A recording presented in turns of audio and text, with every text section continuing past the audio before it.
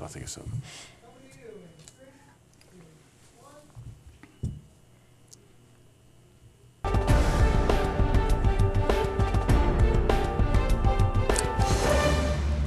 Nice close.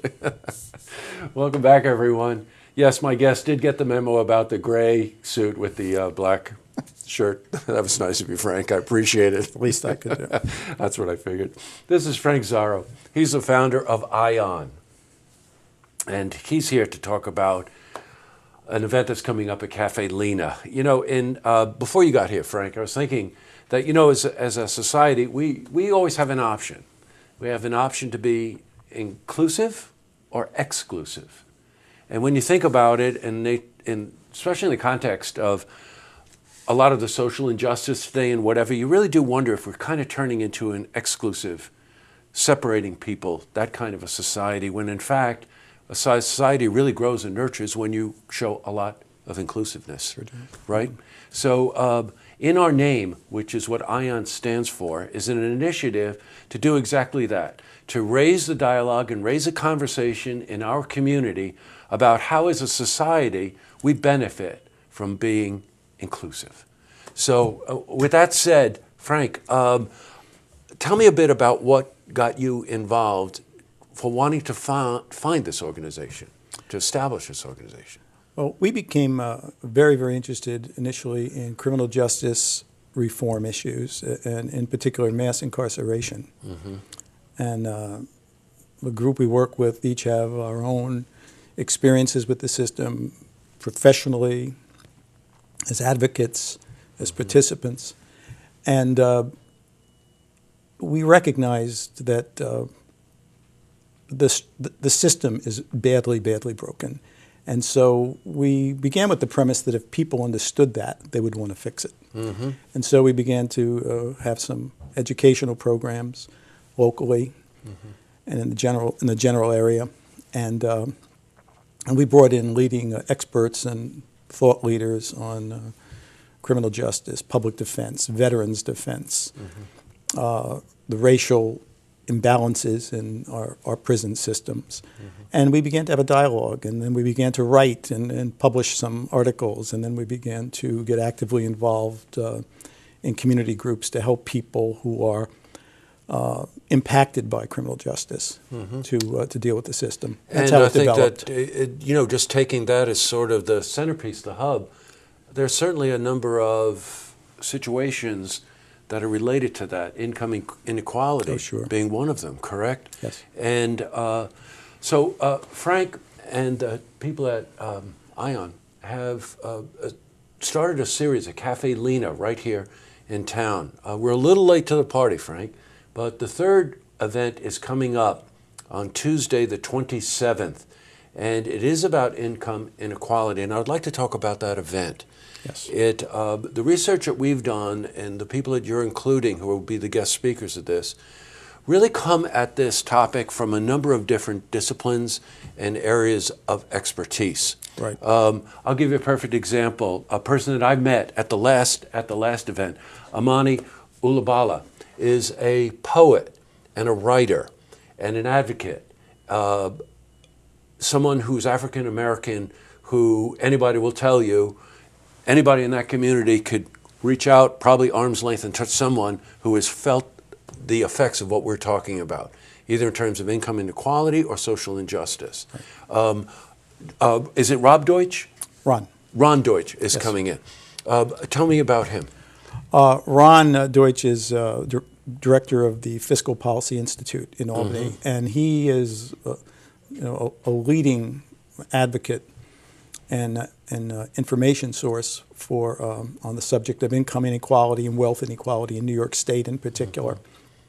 And he strives to promote policies, public policies that address the issues, especially in New York State. And he is going to be next Tuesday night at our event. He's going to be talking about that. He's going to be talking about the impact of the new tax law on ordinary working people and people in our community, and how it affects the upstate economy.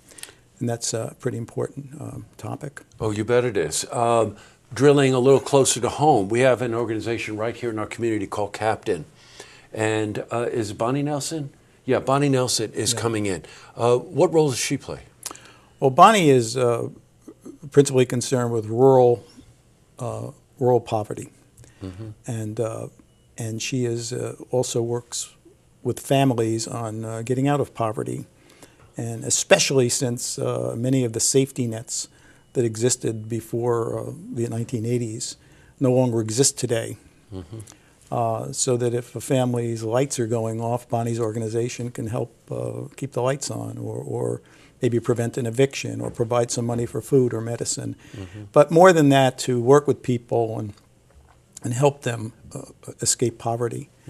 And she is very, very effective here. And Amani, who you spoke so well of, Amani's focus is on three really critical areas: food, racial injustice, and economic injustice. And she works with Soul Fire Farm in the capital region, and she is basically focuses on bringing agricultural practices to Black and Latinos. You know, this is a topic, if you caught 60 Minutes just this past week, you realize that this is a topic that is becoming, the consciousness of our society is becoming more and more aware of this. When it reaches 60 Minutes, you know that it is hitting an echelon where the nation is really trying to pay attention to this, or at least questioning some of the aspects of what we're touching on here. That income inequality and social injustice in our country, if it continues along the path that it's going on, it's really to the detriment of our well-being as a society. Look, I really encourage anyone watching this to get involved with this. It may take time to build an audience for this in our community, but we have to start someplace. And these events that Frank and Ian are putting together at Caffe Lena is a great first step, because there are people who we know in our community, people we pass on the street every day. And there's rural poverty and there's urban poverty. And sometimes they are separated from each other, when in reality, if you understand the nuance of what we're talking about and the details, number one, they're eye-openers to start with, but there's so many common threads to this. And that really, that I really believe that all of us need to know more about, and many of us need to get involved with and participate in. Yes, and I just want to add that our co-sponsor, we're very, very fortunate to have as our co-sponsor of this event, MLK Saratoga, and Holly Hammond and her colleagues have been absolutely instrumental in putting this program together, and hopefully programs in the future. And it's a natural, the affiliation between MLK Saratoga, Caffe Lena, and in our name is just about as natural as it can be, because Caffe Lena's rich history in providing folk music and poetry as a way of describing people's pain and in adversity. MLK Saratoga in pursuing social and economic justice, and in our name in trying to make the community aware of these issues. And Saratoga is a real good place to be studying this issue Tuesday night, because the Fiscal Policy Institute just came out with a report where the leading state on income inequality in the country is New York. State. Yeah, I saw that. And the three leading counties of income inequality in New York are Manhattan, Westchester, and Saratoga. Well, you get the message. You know, this might sound a little off topic, but my wife and I were at Caffe Lena last night. Sold out audience for Rockman, the record club for Crosby, Stills, Nash & Young. And when I was looking at the crowd, I recognized a lot of people there.